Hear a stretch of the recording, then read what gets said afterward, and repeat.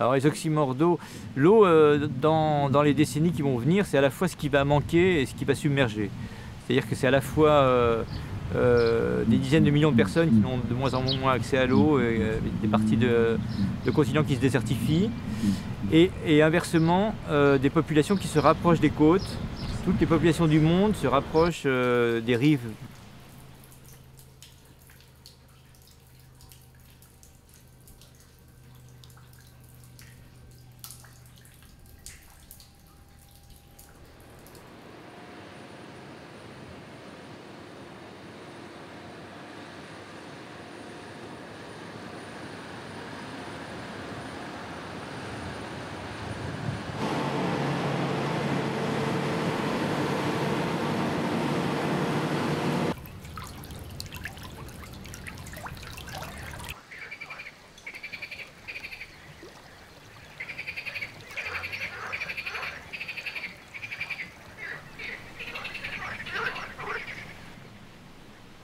Et pourtant, c'est aussi cette eau qui va petit à petit probablement monter dans certains pays et submerger.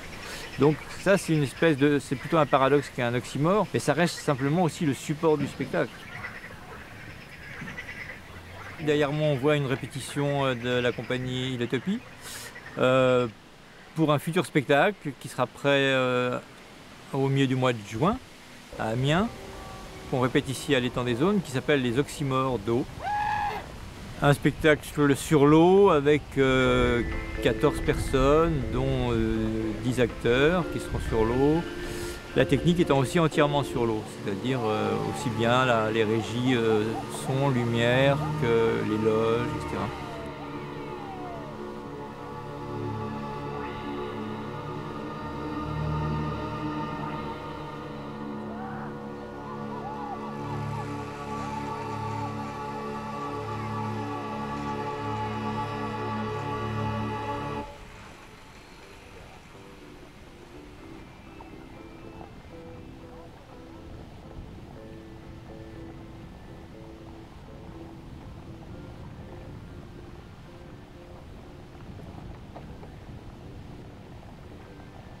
Moi je suis arrivé dans la compagnie en novembre sur le projet Oxymore pour travailler sur les énergies.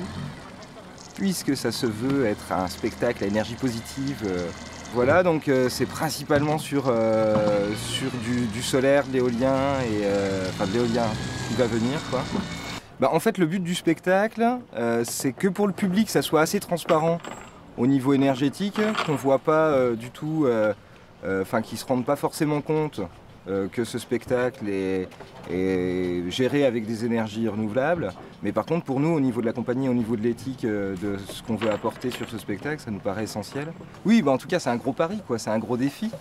C'est un gros défi parce qu'on a plein de consommations, on a plein de choses qui sont très gourmandes en énergie. Alors après, ça va des deux côtés, c'est-à-dire qu'au niveau de ce qu'on va consommer en énergie, on a essayé de réduire au maximum nos consommations, avec des choses qu'on connaît assez classiquement maintenant, des ampoules à basse consommation qui sont à base de LED. Au niveau des motorisations des différents objets, on est sur du moteur électrique. On a eu envie de dire on peut faire du spectacle en prenant l'énergie du lieu, on la stocke pendant 3 jours et on la rend au public le dernier soir. Ça nous a obligé à gérer la sono qu'on a entendue là. Ben voilà, c'est une sono sur batterie entièrement. On prend des batteries 12 volts qu'on convertit ensuite en 220 volts pour avoir la puissance nécessaire pour pouvoir eh bien, avoir du son pour une grande foule, quoi. Il y a une grise de secours. Ça va ? Je repasse dedans, ça va comme ça. Par rapport aussi à ce que nous on fait au niveau des comédiens qui sont aussi techniciens, je pense qu'on a une réflexion assez collective qui se construit actuellement puisqu'on est en résidence. Dans la compagnie, c'est ça qui est intéressant, c'est qu'on n'est pas figé dans un secteur précis. On a forcément des attirances pour telle ou telle matière, quoi, c'est-à-dire le métal, la résine, parce qu'on travaille principalement ces matériaux-là.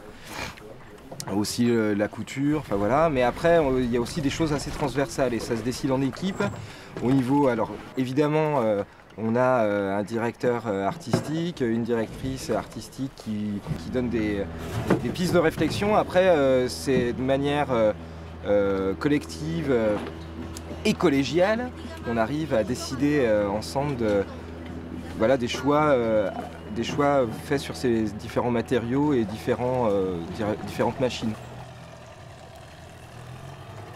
Je crois qu'on est la société de l'image et qu'il faut arriver à trahir les images pour en faire quelque chose de dynamique ou de révolutionnaire. Mais le discours, il y a plein de gens qui ne peuvent pas entendre un discours avec du sens ou un discours théâtral, alors que des images fortes, elles peuvent véhiculer des choses incroyables. On fait finalement du théâtre sur l'eau, sans complètement parler de l'eau sur laquelle on est. Bon, évidemment, c'est plus original de travailler sur l'eau, donc le public attend un peu qu'il y ait un rapport avec cette matière. On a envie que le public oublie à un moment donné qu'on est sur l'eau quand même.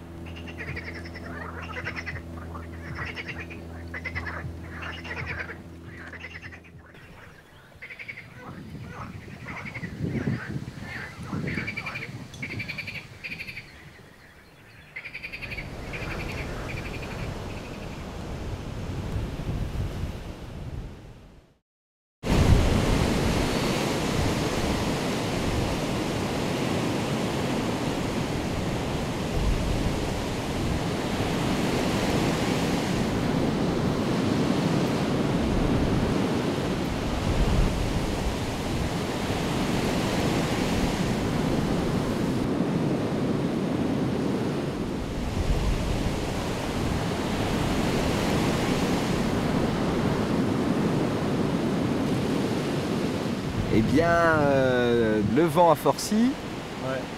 On a 100 km/h en rafale. Il y avait 2 ancres sur la régie. Il y en a une qui s'est arrachée, l'autre qui a roulé. Du coup, la régie a été avalée pour venir se mettre au fond de l'étang, quoi. Il y a les chevaux qui étaient attachés à la régie qui sont allés se mettre dans les joncs. Il y en a 4 de sauvés. Il y en a un qui est un peu en vrac. Donc là, on va voir comment on fait pour le démontage, mais en tout cas, pour aujourd'hui, c'est mal barré. Voilà. Pour les spectacles, alors? Ben, là, c'est reporté, enfin en tout cas, c'est annulé pour ce soir. Voilà. On est sur un spectacle qui est aussi dépendant des éléments. Et là, les éléments se déchaînent contre nous. Donc voilà, on ne peut pas lutter.